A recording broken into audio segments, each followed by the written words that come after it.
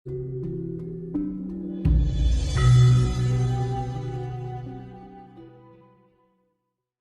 nanti bergerak dengan semangat moral. Oleh karena itu kemarin saya diundang di Pondok Pesantren Sidikiyah. Di sana itu waduh di luar dugaan, sambutannya di luar dugaan, dan buku ini saya berikan kepada tokoh-tokoh untuk belajar tentang itu ya. Nah, ini ada satu pertanyaan, Yang Karno apakah keturunan dari Keraton Mataram?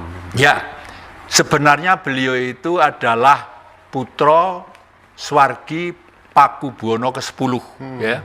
Pakubuwono 10 itu ada raja yang terkaya pada waktu itu di Asia Tenggara loh. Bukan di Indonesia aja, Asia Tenggara. Terkaya. Terus setelah itu sadar beliau bahwa anaknya yang namanya Kusno, yang kecil namanya Kusno, itu nanti itu akan menjadi seorang pemimpin yang bisa melanjutkannya. Untuk itu disembunyikanlah ke Blitar, ke rumahnya yang saya itu ya. Disembunyikan di Blitar. Setelah itu lalu menjadi Bung Karno itu sampai dan Bung Karno itu sebenarnya juga manusia biasa ya, tapi ilmu spiritnya di luar dugaan manusia biasa. Misalnya istrinya Bung Karno itu kan banyak ya, antara lain Bu Inggit loh. Bung Karno itu pernah dilempar piring sama Bu Inggit, pernah. Bu Inggit itu cemburu pada waktu Bung Karno itu mulai lirak-lirik sama Bu Fatmawati dari Bengkulu. Itu Bu Inggit itu dilempar piring seng gitu. Ya, lucu sebagai manusia biasa. Oke. Kemudian pertanyaan selanjutnya untuk yang Jati. Apakah sebenarnya Ibu Ratu Mas Pantai Selatan itu sampai sekarang masih ada kaitan dengan pemerintahan yang sedang berlangsung? Kaitannya belum tentu. Kalau Ibu Ratu Mas selalu jangkung tanah Jawa, ya itu ya. Karena Ibu Ratu Mas itu kalau di dalam kitab suci disebut Maha Malaikat atau Malaikat dengan Maha Malaikat lain. Kalau malaikat itu masih bisa salah, tapi kalau Maha Malaikat memang tercipta pada waktu bumi sudah terbentuk sedemikian rupa, pada waktu Tuhan mewujudkan dirinya menjadi air. Nah, disitulah lalu orang Jawa mengkonotasikan air sana itu ada kerajaan yang besar yang namanya Ibu Ratu Mas Laut Selatan. Tapi di sana itu juga macam-macam tipe, ada ring 1, ring 2, ring 3, ring 4, dan sebagainya. Jadi kalau orang pergi ke selatan, hanya cari harta kekayaan, tidak mungkin akan diladeni Ibu Ratu Mas. Tidak mungkin, beliau tidak senang. Beliau tidak senang, wong pengen sugih nyambut gawe. Pulau Jawa Indonesia sudah kaya raya, nyambut gawe sing sregep gitu ya.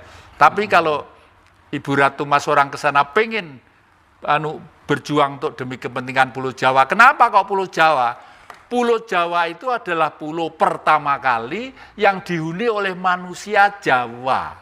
Kenapa manusia Jawa? Karena manusia Jawa itu perwujudan dari Tuhan itu sendiri sebagai master ya, sebagai master. Kalau di dalam minjam orang Nasrani, pada waktu ada lingkungan hidup, pasti ada seorang tokoh yang memperoleh wahyu disebut Tuhan Yesus ya. Tuhan Yesus, maaf ini pikiran saya bahwa pada waktu itu Dewi Maria, nggak kawin kok punya putra, itu kan banyak difitnah macam-macam ya. Kok difitnah macam-macam? Kalau menurut saya tidak. Ibu Maria suci, Maria wanita suci itu apa? Bumi pada waktu masih suci, lalu turunlah Sang Maha Kuasa berwujud menjadi manusia, menjadi seorang master di situ untuk membawa mereka beradab, memanage kehidupan, membuat program yang bagus. Itu sebenarnya. Oke. Ada satu pertanyaan lagi, apakah Indonesia akan menjadi mercusuar dunia, Mbah? Itu katanya. Iya, karena dari sisi faktor ekonomi dunia luar sudah mengalami kebangkrutan. Yang tidak itu mungkin hanya Rusia karena masih bertahan mempunyai produksi gas yang didambakan oleh bangsa-bangsa Eropa ya. Tapi Indonesia sejak zaman Renaissance ya, sejak zaman itu polonya, buah rempah-rempahnya itu sudah diekspor ke luar negeri besar-besaran, dan pala inilah yang dibutuhkan dunia ini. Nah ini kalau itu kan tinggal muluk saja toh Mas. Loh, kita itu sudah ditinggali bumi, tanah, kekayaan alam, mineral dan sebagainya. Loh tinggal ngemplok saja kok enggak bisa. Ya karena otaknya sudah bukan otak Indonesia itu tadi. Ya, paham, Gitu. ya. Nah, Mas tanya apakah Satrio Piningit masa kecilnya di lereng Gunung Lawu? Nah, gitu ya. Pertanyaannya Mas Lawu, Kapit ya. ini. Live di TikTok ini. Ya itu karena Satrio Piningit banyak, mungkin ada Gunung Lawu, mungkin ada Gunung Padang, mungkin ada gunung mana ya yang lain bisa. Karena Satrio Piningit tadi kan banyak. Cuma Satrio Pinilih tadi itu biasanya itu di dalam kidung-kidung leluhur itu selalu lahir ada di lembah Arjuna, ya. Karena di pewayangan itulah ramalan yang Prabu Jayabaya. Generasi wayang mulai dari Panembana Bioso sampai ini yang menjadi keturunan bukan anaknya Puntadewa, ratu yang suci yang tidak punya pamrih apa-apa, bukan anaknya Werkudara, Gatotkaca yang Gwagah Antareja yang ini, bukan anaknya ini, tapi anaknya Janaka. Janaka itu siapa? Herjuna. Her itu air, Juna itu laki-laki.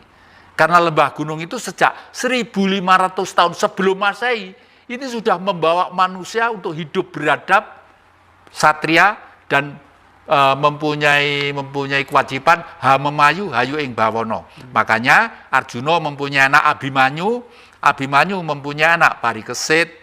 Lah, yang menangi Parikesit itu adalah zaman baru. Kok kebetulan namanya Parikesit. Pari itu adalah padi, kesit itu sulit. Cari makan itu nanti sulit ya. Duit tidak ada artinya, cari makan itu sulit. Dapat duit mencarinya sulit, tapi kalau sudah dibelikan kebutuhan itu nggak ada nilainya gitu. Nah, yang menang itu siapa? Yang menang itu adalah Bala Dewa. Bala itu teman, Dewa itu gaib atau dev ya. Melihat lahirnya Parikesit sampai merangkak gitu, Baladewa itu merangkak gitu sampai digobi bopong sampai nangis. Ini nanti cucu saya yang meneruskan kewibawaan negeri ini gitu ya. Setelah itu sampai Parikesit jumeneng ratu, Baladewa masih ikut nunggoni. Bala itu konco, Dewa itu gaib ya, orang-orang tua yang seneng gaib itu kan orang tua. Tapi sekarang anak-anak muda kelihatannya juga mulai bijak juga mengarah ke sana. Oke, terima kasih teman-teman yang udah memberikan gift. Lagi ya, Mas, ada apa di Bali waktu nyepi kemarin pura disambar petir padahal cuaca cerah. Ya. Memang di Indonesia itu antara api, air nggak bisa dipisahkan. Ya. Ada di Arjuna itu ada pohon yang namanya pohon nyamlung, pohon jaitun ya. Pohon jaitun itu aneh. Pohon jaitun itu getahnya bisa untuk obat. Diminum bisa, dileletkan bisa. Anehnya, pohon nyamlung itu tidak bisa tidak bisa berbuah kalau tidak disambar petir. Itu kan aneh. Sambar petir, begitu baru berbuah. Nah, makanya saya kalau ada bledek banter gitu, nenuwun dulu, nun sewu, nyingkrih dhisik, iki saya arep ono rekaman Mas Indra, aja udan terus-terus, bledeke aja ganggu son. Nggih. Wah, Arjuna itu surga, jannah surga atau laki-laki? Yang benar yang mana gitu? Her itu air, Juna itu laki-laki. Ya. Makanya wong lanang umumnya jeneng Junaidi. Juna siapa gitu. Sehat selalu yang jati, salam dari Kiai Kanjeng Sewu. Waduh. Oh nggih, matur nuwun Kanjeng, salam kula datang sedaya kadang. Wis seger para selamat nuwun. Ini ada lagi, apakah menurut Eyang Jati nih, karena sudah pernah menyaksikan beliau Bung Karno langsung gitu, apakah beliau itu misalnya kayak Ken Arok, Gajah Mada dan Bung Karno itu merupakan satu jiwa di dalam tubuh yang berbeda ya? Memang spirit itu kurun waktu dari waktu ke waktu biasanya selalu ada ya. Kita mulai dari Ken Arok ya. Dari Ken Arok itu Ken Arok pada waktu itu abad 12. Dan beliau itu menurut hemat saya tidak seperti yang diceritakan Lodruk dan Ketoprak itu. Wah, itu udah sangat nyimpang jauh ya. Beliau itu seorang penggagas revolusi. Loh, zaman itu sudah menggagas revolusi. Oleh karena itu beliau mencanangkan satu visi misi yang dibuat di wilayah Singosari ini untuk berdirinya suatu negara yang besar. Berdirilah negara Mojopahit sampai 341 tahun berdirinya. 341 tahun berdiri Mojopahit. Nah, supaya Mojopahit kuat, nanti diadakan pendidikan, pengkaderan, sekolahan, di mana di Blitar, di Candi Palah, penataran itu. Namanya penataran ditatar untuk, lah sekarang saya juga begitu. Untuk mempancasilakan manusia itu bagaimana caranya? Di samping pakai metode-metode yang ringan-ringan seperti ini tadi, saya mengadakan kepada mereka yang mau dan butuh. Kalau tidak butuh, saya tidak apa-apa, ya tidak masing-masing. Adakan kaderan Pancasila tingkat paripurna. Belum pernah ada.